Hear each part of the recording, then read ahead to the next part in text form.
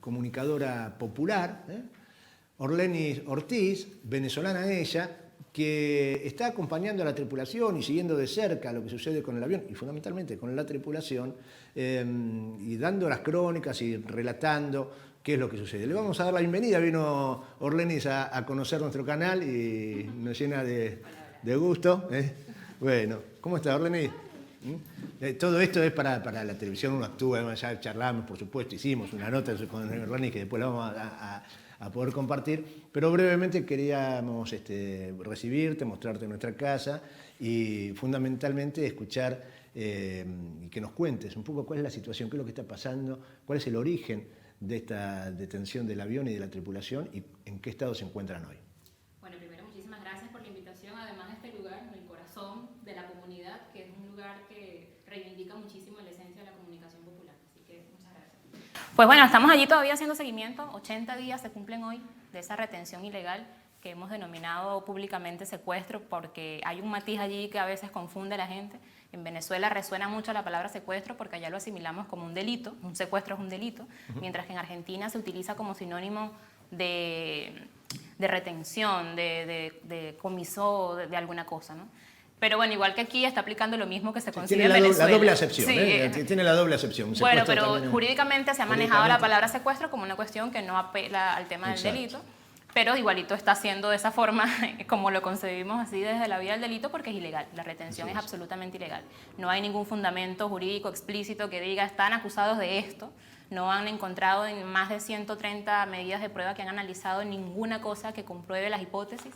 Recordemos que allí todos los titulares y todas las noticias que han podido aparecer, tanto en la prensa escrita como en la televisión y en donde sea, han sido en función de la probabilidad, de la hipótesis, del podría, debería, sería, tendrían.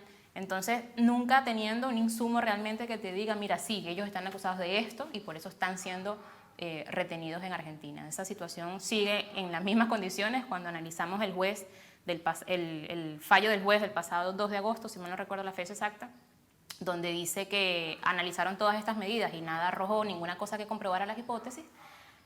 También se dice que el tribunal conserva dudas respecto a si la empresa Entrasur, que es en este caso la titular del avión, que reitero el nombre del avión, se llama Luisa Cáceres Arizmendi, en honor a una de nuestras heroínas históricas en Venezuela, y que querían saber si todavía tenían dudas respecto a si esa actividad comercial que se le adjudica a la tripulación, al avión y que ha sido comprobada, era la única cosa a la que realmente se dedicaba, o si eso era una fachada para alguna intención oculta por allí de todo el imaginario que es muy creativos que son los periodistas acá de la hegemonía mediática. ¿Y qué se encontró en ese avión? Absolutamente nada. Hubo un primer momento el 10 de junio que fue un allanamiento ilegal que hizo la Policía de Seguridad Aeroportuaria. Llegaron sin orden del juez, más de 60 efectivos con caninos antiexplosivistas, antidrogas, un montón de requisas profundas de punta a punta a la aeronave, no encontraron nada. Luego de eso intervino la ANAC por petición de la Policía de Seguridad Aeroportuaria que le había dicho no, esperen que nosotros primero entremos y después avancen ustedes. En ese segundo momento sí hay como una cuestión escrita donde se dice sin novedad y no se encontró absolutamente nada. Aún así, ese primer procedimiento fue ilegal porque se llegó sin orden del juez. Más adelante hubo 2 allanamientos más, uno fue en el hotel, ese sí tenía ya una orden, ya para secuestrar los documentos que faltaban, ya tenían desde el 8 de agosto sus pasaportes retenidos, pero tenían el resto de documentación y así sus dispositivos electrónicos también y todo lo que pudiera parecer interesante para la investigación. Y luego, el 16, fue ya oficialmente la primera inspección legal con orden del juez a la aeronave que también arrojó sin novedad, no encontraron nada. Orlenis, el avión era un avión comercial, o sea que estaba transportando mercadería. Sí. ¿Traía mercadería acá para una empresa argentina? Para una reconocida marca de automóviles, la Volkswagen, que tiene su planta en Pacheco. Ellos traían una encomienda desde México, pero ahí es importante decir que esta aeronave no solamente cumple funciones comerciales para Venezuela, recordando que es una empresa estatal, no es una empresa privada de algún particular, es decir, el avión es un bien nacional venezolano, se está violentando la soberanía de Venezuela en esta causa y violando, por supuesto, múltiples normativas internacionales, especialmente en materia aeronáutica y muy particularmente el Convenio de Chicago, de donde son parte de ambas naciones.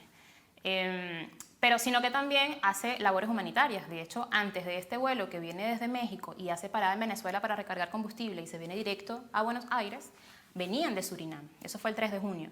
Ellos habían ido el 3 de junio a Surinam a entregar una ayuda humanitaria de 15 toneladas porque había ocurrido allá un desastre natural y este fue el primer avión en llegar con ayuda humanitaria desde Venezuela. De Surinam parten directo a esa cuestión. Ese mismo día llegan a México y de ahí empieza toda la travesía. ¿Y por qué la tripulación está compuesta por venezolanos y por iraníes?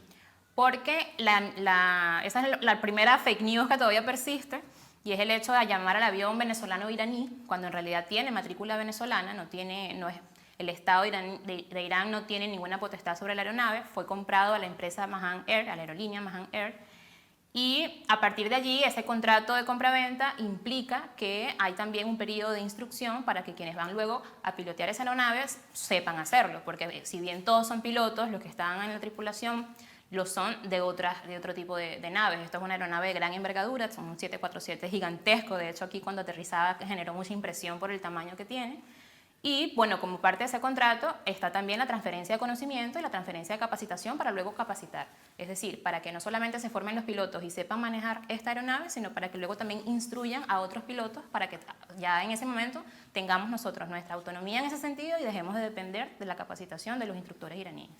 ¿En qué situación se encuentra hoy la tripulación? Bueno, siguen retenidos ilegalmente en Ezeiza, están haciendo vida allí, a pesar de que tienen libre movilidad en Argentina, no pueden salir del país todavía.